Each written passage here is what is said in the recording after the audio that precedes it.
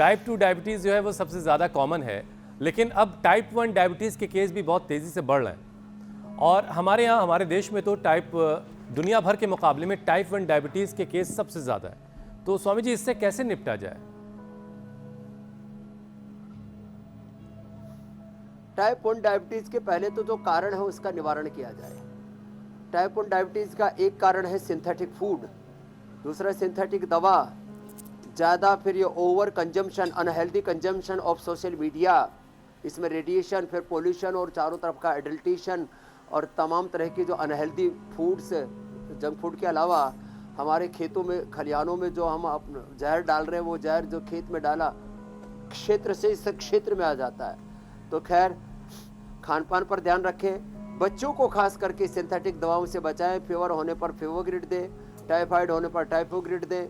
और भी हमारे यहाँ तो सदियों से सुदर्शन घनवटी, गिलोय घनवटी, गिलोय का और चिरायते का काढ़ा, ये सब पीते आए हम। तो बच्चों को बात बात में बिना ही बात के ऐसे ही थोड़ा सा बुखार होने पर ये पैरासीटामोल, क्रोसिन, डोलो पोलो मत देना। बच्चों को सर्दी जुकाम कफ कोल्ड हो जाए तो स्वासारी, ब्रोनकोम, कितनी बढ़िया बढ़िया चीज़ें हैं, च्यवनप्राश आदि दे बच्चों को, बालाप्राश दे। तो ये एक तो इससे बचना पड़ेगा। लेस फिजिकल एक्टिविटी से बच करके मंडूक आसन से लेकर के मैंने कहा पवन मुक्तासन, देखो ऐसे ये करना पड़ेगा, ऐसे रोज करें ऐसे। तो बच्चों को बचपन से ही पवन मुक्तासन और मंडूकासन, ये दो आसन, और शीर्षासन, सर्वांगासन, ये बच्चों को बचपन से ही करवा दे। सूर्य नमस्कार जो हम कर रहे थे, ये रोज की दिनचर्या का हिस्सा बना ले तो ये समस्या ही नहीं होगी। तो पहले तो prevention is better than cure. अब आगे बात आती है टाइप 1 डायबिटीज से क्या मुक्ति पाई जा सकती है, तो मैं कहूँगा हाँ। जो मॉडर्न मेडिकल साइंस, पूरा वर्ल्ड का WHO से लेकर पूरी दुनिया की सरकारें, पूरा मेडिकल सिस्टम, सब डॉक्टर्स, हॉस्पिटल्स मिलकर के जो नहीं कर पाए, वो हमने काम इंडिया टीवी से कर दिया। 7:56 पर जो हमारे साथ जुड़ जाते हैं, योग करने लग जाते हैं, पवन मुक्तासन, उत्तान पादासन आदि 10-10 मिनट करते हैं, खीरा करेला टमाटर का जूस पीते हैं, मधुनाशिनी मधुग्रिड खाते हैं, खाली पेट मधुनाशिनी, खाने के बाद मधुग्रिड। खाने पीने पर थोड़ा कंट्रोल करते हैं हम, जो है गेहूं चावल बंद करा करके, और भी अनहेल्दी फूड, जंक फूड बंद करा करके, थोड़े दिन डेयरी प्रोडक्ट्स भी बंद करा देते हैं, और हम खाली मिलेट्स खाने को देते हैं, उसमें भी रागी बाजरा, ये सबसे ज़्यादा हम उसके लिए एडवाइस करते हैं, रागी बाजरा खाएं। और वज्र जैसा शरीर बनाए, उसमें सारे पोषक तत्व पूरे होते हैं और शुगर कंटेंट कम होता है।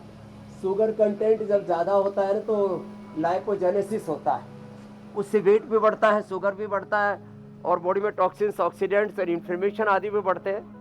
लाइपोलाइसिस बढ़ना चाहिए, उसके लिए तो योग करना चाहिए, और मिलेट्स, बाजरा, रागी आदि का सेवन करना चाहिए। और एटीएम की सब्जी मैंने बताई हुई है जी। एटीएम की सब्जी के साथ आज बताने वाले हैं मेथी, मेथी और बथुआ, ये बहुत ही जोरदार है। इनके सब्जी में भी डाल ले, पराठा बनाना जरूरी नहीं है।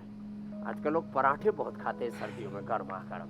अरे गरम गरम रोटी, उसमें मेथी डालो ना, बथुआ डालो, मेथी बथुआ दोनों जबरदस्त है शुगर के लिए। पराठे के चक्कर में दूर दूर निकल जाते हैं स्वामी जी लोग। 1 चम्मच गाय का घी या मक्खन।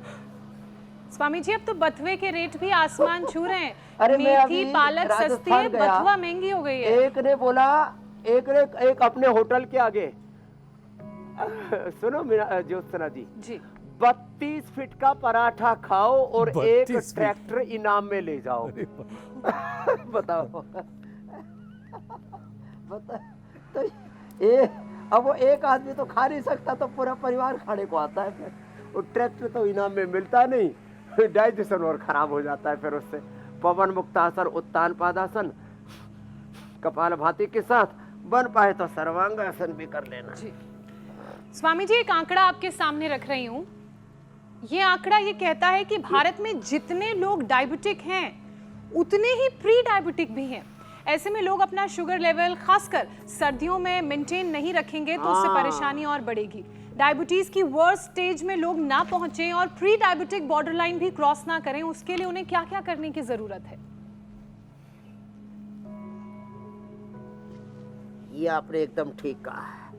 ये मात्र डायबिटीज के लिए नहीं मेरी बहन, ये बात बीपी पर भी लागू होती है। 10% लोगों को बीपी शुगर हो चुका है, 10% को होने वाला है, बॉर्डर लाइन पर है। और 10% को क्यों? मैं तो कहता हूँ चलो बैठो साहब, ये करो। जो भी धरती पर इंसान है योग नहीं करेंगे तो रोग चारों तरफ घात लगाए बैठे हैं, भीतर घुस जाएंगे। हाँ, हरियाणा की भाषा में एक शब्द है बड़ू। हर बीमारी चारों तरफ घेरा लगाए बैठी है, घात लगाए बैठी है। अब बढ़ो और तब बढ़ो, बीपी बढ़ जाएगा, शुगर बढ़ जाएगा, काम बिगड़ जाएगा, जीवन ही बिगड़ जाएगा, मामला गड़बड़ा जाएगा।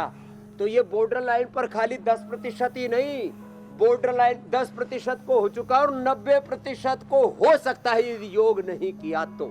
If you deny yoga in daily life, then disease will be enter in your life. We have two options. One is yoga and another is roga. If you are not doing yoga, तो रोगा will be होगा। देखो ये English कितनी अच्छी है। English तो ये जोरदार मामला।